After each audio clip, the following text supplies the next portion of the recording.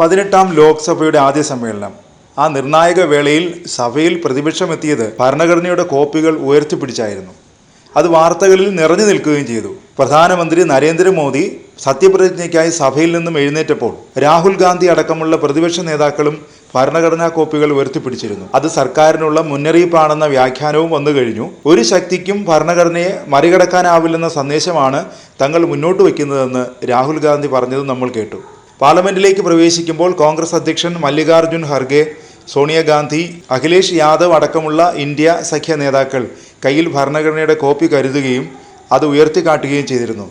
ഇവരെല്ലാം ഉയർത്തിപ്പിടിച്ച ചുവപ്പ് കറുപ്പ് പുറംചട്ടയിലുള്ള ഭരണഘടനാ ബുക്കിനൊരു പ്രത്യേകതയുണ്ട്. അത് ഭരണഘടനയുടെ ഒരു പോക്കറ്റ് പതിപ്പാണ്. കുറച്ചു കാലമായി ദേശീയ ശ്രദ്ധ നേടിയ ഒന്നാണ് ഈ പോക്കറ്റ് പതിപ്പ് ഭരണഘടനാ പുസ്തകം. കയ്യിലൊതുങ്ങുന്ന കോട്ടിലെ പോക്കറ്റിലിട്ട് നടക്കാൻ പറ്റുന്ന അത്ര മിനി പതിപ്പ്. 20 സെൻറ്റിമീറ്റർ നീളവും 10.8 സെൻറ്റിമീറ്റർ വീതിയും 2.1 സെൻറ്റിമീറ്റർ ഘനവുമാണ് കോട്ട് ഭരണഘടനയ്ക്കുള്ളത്. ആകെ 624 പേജുണ്ട്. പുസ്തകത്തിന്റെ ആദ്യ ആമുഖം എഴുതിയത് മലയാളിയും മുൻ അറ്റോർണി ജനറലുമായ കെ വേണുഗോപാലാണ്. ഈ പോക്കറ്റ് പതിപ്പിന് ഇപ്പോൾ രാജ്യത്ത് വലിയ ആവശ്യക്കാരാണെന്ന സന്തോഷിപ്പിക്കുന്ന വാർത്തയാണ് ഡൽഹിയിൽ നിന്ന് വരുന്നത്. പ്രത്യേകിച്ച് രാഷ്ട്രീയ വൃത്തങ്ങളിലുള്ളവരാണ് ഇതിന്റെ ആവശ്യക്കാർ.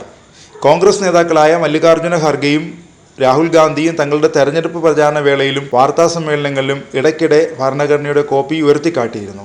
ഇതോടെയാണത്രേ പോക്കറ്റ് പതിപ്പിന്റെ വിൽപ്പന കുതിച്ചുയർന്നത്. 10ാം പതിപ്പാണ് ഇപ്പോൾ രാജ്യത്ത് ലഭിക്കുന്നതെന്നും കഴിഞ്ഞ 6 മാസത്തിനിടെ 5000 കോപ്പികളാണ് വിറ്റതെന്നുമാണ് റിപ്പോർട്ട്. മുൻ പതിപ്പുകൾക്കും വൻ ഡിമാൻഡാണ് ഉണ്ടായിരുന്നത്.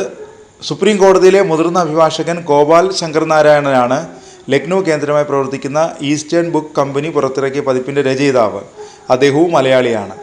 2009 ആദ്യമായി EBC ചെറിയ പതിപ്പ് ഇറക്കുന്നത്. അതിനുശേഷം 16 എഡിഷനുകൾ വന്നു. 10 വർഷത്തിനിടെ കോട്ട് ഭരണഘടനയുടെ വില 450 മുതൽ 875 രൂപയായി വർദ്ധിച്ചു. അഭിഭാഷകർക്ക് എളുപ്പം കൊണ്ട് നടക്കാവുന്ന സൗകര്യം പരിഗണിച്ചായിരുന്നു ഗോപാൽ ശങ്കരനാരായണൻ മിനി ഭരണഘടന എന്ന ആശയം മുന്നോട്ട് വെച്ചത്. 2009 മിനി ഭരണഘടനയുടെ 800ഓളം പതിപ്പുകൾ അടിച്ചിറക്കി. മുഴുവൻ കോപ്പികളും എളുപ്പത്തിൽ വിറ്റഴിഞ്ഞു. പിന്നീട് അങ്ങോട്ട് ഓരോ വർഷവും 5000 മുതൽ 6000 കോപ്പികൾ വരെ വിറ്റുപോയി. ഔദ്യോഗിക ആവശ്യങ്ങൾക്കായി സുപ്രീം കോടതിയിലെ മുതിർന്ന ജഡ്ജിമാർ വിദേശ രാജ്യങ്ങളിൽ പോകുമ്പോൾ ഭരണഘടനയുടെ ഈ പതിപ്പ് കൈവശം വയ്ക്കാറുണ്ട്. രാജ്യത്തുടനീളമുള്ള ലൈബ്രറികളിൽ ലഭ്യമാണ്.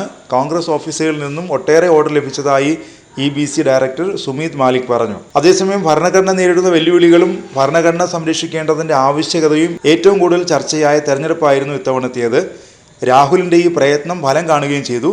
സത്യപ്രതിജ്ഞാ ചടങ്ങിന് മുന്നോടിയായി പ്രധാനമന്ത്രി പാർലമെന്റിലെത്തി ഭരണഘടനയെ വണങ്ങിയത് അതിന് ഏറ്റവും വലിയ തെളിവാണ്. പ്രധാനമന്ത്രിയുടെ ഓഫീസിന്റെ എക്സ് അക്കൗണ്ടിലെ ചിത്രങ്ങളിലും മാറ്റം വന്നിട്ടുണ്ട്.